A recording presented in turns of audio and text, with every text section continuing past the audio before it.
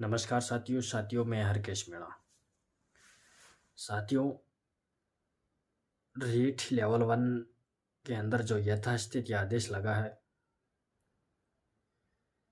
प्रश्नों की आपत्तियों को लेकर साथियों, तो कौन से प्रश्न पर जीतने की संभावना है, क्या वास्तव में प्रश्न चेंज होने वाला है, उस पर मैं चर्चा करूंगा। तो साथियों, वीडियो को पूरा देखकर जाना है। आप बीच में स्पीक कर देते हैं और फिर बाद में कहते हैं कि सर क्या पर्सन चेंज होगा, बार बार कमेंट करते हैं, कॉल करते हैं, मैसेज करते हैं। तो इस वीडियो में आप सभी साथियों के डाउट दूर हो जाएंगे। बिल्कुल इस वीडियो को पूरा देखकर जाना है। और साथियों, वीडियो में आगे बढ़ने से पहले मैं आप सभी साथियों से यह रिक्वेस्ट भी करना चाहता हूं कि जो चैनल पर पहली बार है, चैनल को सब्सक्राइब करके ज़रूर जुड़े, ताकि हम जो भी नया वीडियो डालें उसका नोटिफिकेशन आपके पास तुरंत पहुंचे। अब साथियों, मैं सबसे पहले तो शुरुआत करता हूं कि याचिकाकर्ता कौन से प्रश्न पर जीतने की संभावना बता रहे हैं, और मैं यह भी बताऊंगा कि क्या वास्तव में प्रश्न चेंज होने वाले हैं। साथियों, याचिकाकर्ता 2 प्रश्न पर ज़्यादा संभावना बता रहे हैं कि इस पर जीतने की संभावना है, और पूरी संभावना बता रहे हैं। वह अपने आप को यह बता रहे हैं कि हम 100% जीतेंगे। लेकिन इस वीडियो को देखने के बाद में सभी के डाउट दूर हो जाएंगे। उनका एक प्रश्न तो यह है जो अलाभान्वित वाला प्रश्न है, और एक प्रश्न छात्र शिक्षक अनुपात वाला है। इन पर वह यह बता रहे हैं कि हम जीतेंगे। और साथियों, मैं आपको यह भी बताना चाहता हूं, मैं कोई जज नहीं हूं, लेकिन सबका हक होता है कि अपनी अपनी प्रतिक्रिया देने का। तो बिल्कुल मैं अपनी प्रतिक्रिया दे रहा हूं, और पिछली पुरानी भर्तियों के अनुसार मैं अपनी राय आप सभी साथियों के सामने रखना चाहता हूं। साथियों, अलाभान्वित वाला प्रश्न डिलीट हो चुका है, आप सबको मालूम है। इस पर कुछ नहीं होने वाला है। अब कुछ साथी कमेंट करेंगे कि आपको क्या मालूम, लेकिन मैं उनसे पूछना चाहता हूं कि जो प्रश्न डिलीट हो चुका है उसका लाभ किसको मिला। अब कुछ साथी ये कहेंगे कि उसके वह प्रश्न गलत था तो उसके तो फायदा हो गया, लेकिन उसी को फायदा नहीं हुआ है साथियों, फायदा सभी को हुआ है। फायदा सभी को इसलिए हुआ है, पूर्णांक 300 का ही है। उनके डिलीट होने से पूर्णांक 298 का नहीं हुआ है, पूर्णांक तो वही 300 का है, और उस प्रश्न का अंक भार दूसरे प्रश्नों पर डाल दिया गया है। तो बिल्कुल फायदा तो आपको भी हुआ है। जो ये बता रहे हैं कि हम उससे तो फायदा हो गया, हमें नुकसान हो गया, नुकसान और फायदा किसी को नहीं है। अगर वह प्रश्न डिलीट हो गया तो पूर्णांक तो 300 का ही तो है साथियों, उसका अंक बार दूसरे प्रश्नों पर पड़ गया। अगर आपके दूसरे प्रश्न सही है तो आपको भी लाभ मिल गया। तो बिल्कुल जो ये बता रहे हैं कि यह प्रश्न चेंज होगा साथियों, जो डिलीट हो चुका है उस पर तो 1% भी संभावना नहीं है कि वह चेंज हो जाएगा या उनके वापस उत्तर माने जाएंगे पहले वाले, जो बिल्कुल गलत है साथियों। जो प्रश्न डिलीट है उसके अंक भार दूसरे प्रश्नों पर पड़ चुके हैं, और उसका फायदा सभी को मिला है।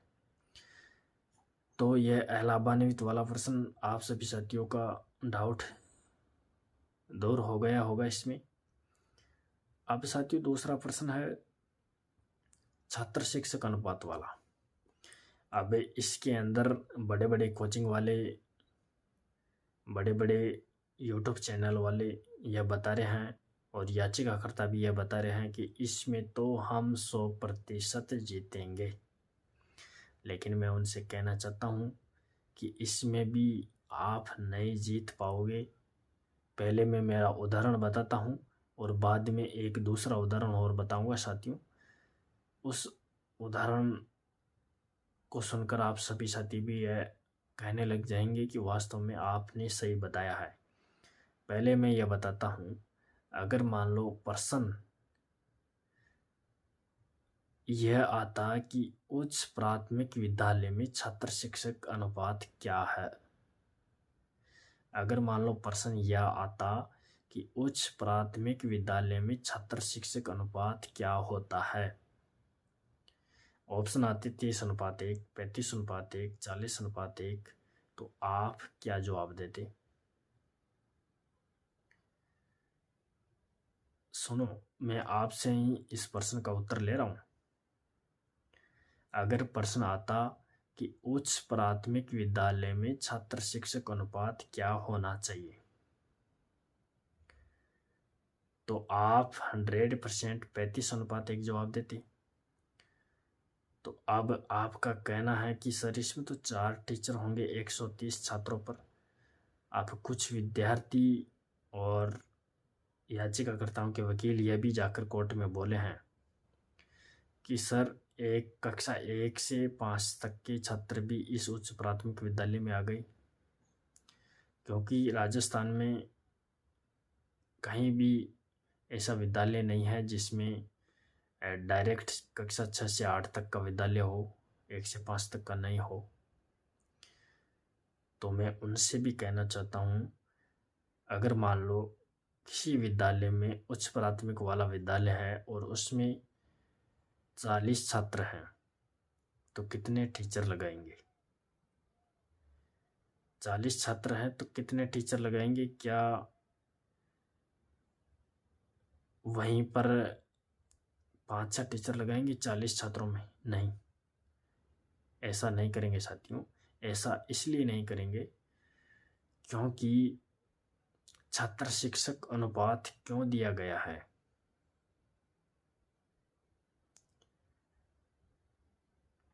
साथियों, छात्र शिक्षक अनुपात क्यों होता है, सबसे पहले तो इसको समझने की कोशिश करिए। छात्र शिक्षक अनुपात इसलिए होता है क्योंकि साथियों सबसे पहले इसको समझने की कोशिश करिए कि छात्र शिक्षक अनुपात क्यों होता है। साथियों, छात्र शिक्षक अनुपात इसलिए होता है, अगर मान लो किसी विद्यालय में 40 छात्र हैं तो उन 40 छात्रों पर क्या 4-5 टीचर लगाएंगे क्या? नहीं। इसलिए साथियों छात्र शिक्षक अनुपात लगाया जाता है कि इस अनुपात के अनुसार हम विद्यालय में इतने टीचर लगाएंगे। इसलिए ये छात्र शिक्षक अनुपात वाला रोल निकाला गया। साथियों वहाँ पर प्रश्न दिया गया है कि उच्च प्राथमिक विद्यालय में 130 छात्रों पर कितने अध्यापक होने चाहिए, और बोर्ड ने राइट आंसर माना 5, जो बिल्कुल करेक्ट है। साथियों इसलिए है कि 120 से अधिक छात्र होने पर एक प्रधानाचार्य भी होना चाहिए। कुछ किताबों में 100 से अधिक होने पर भी दर्शाया गया है, लेकिन 120 से अधिक छात्र होने पर एक प्रधानाचार्य की आवश्यकता है।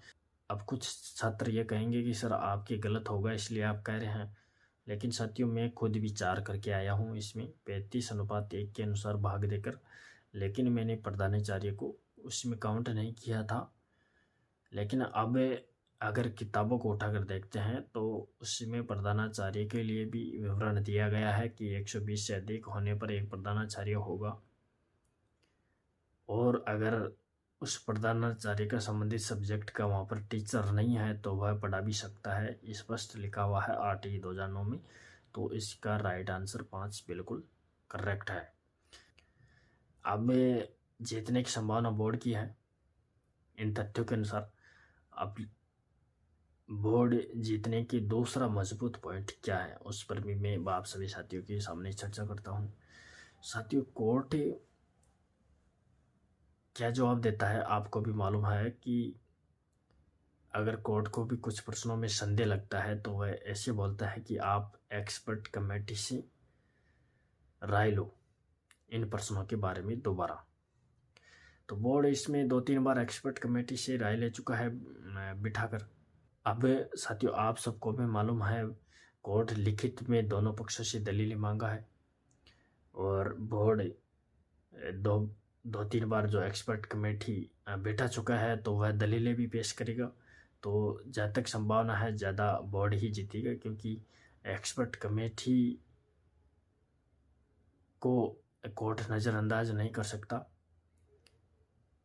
कोर्ट हमेशा यह कहता है कि कोर्ट कोई एक्सपर्ट नहीं है, तो वह एक्सपर्ट कमेटी के लिए कहता है। तो एक्सपर्ट कमेटी की जो रिपोर्ट है उसके आधार पर बोर्ड जीतने की पूरी संभावना है। बिल्कुल पर्सन चेंज होने की कोई संभावना नहीं है, बिल्कुल पर्सन चेंज होने की कोई संभावना नहीं है। अब साथियों, यह 2 प्रश्नों में सभी के डाउट थे। इसके अलावा मुझे लगता नहीं है कि अन्य विद्यार्थियों के इनके अलावा कुछ डाउट है। तो थैंक यू दोस्तों। जो चैनल पर पहली बार हैं, चैनल को सब्सक्राइब करके ज़रूर जुड़े। हम रेट से संबंधित ही जानकारी देते हैं, तो रेट के विद्यार्थी हमारे चैनल से ज़रूर जुड़े। Thank you.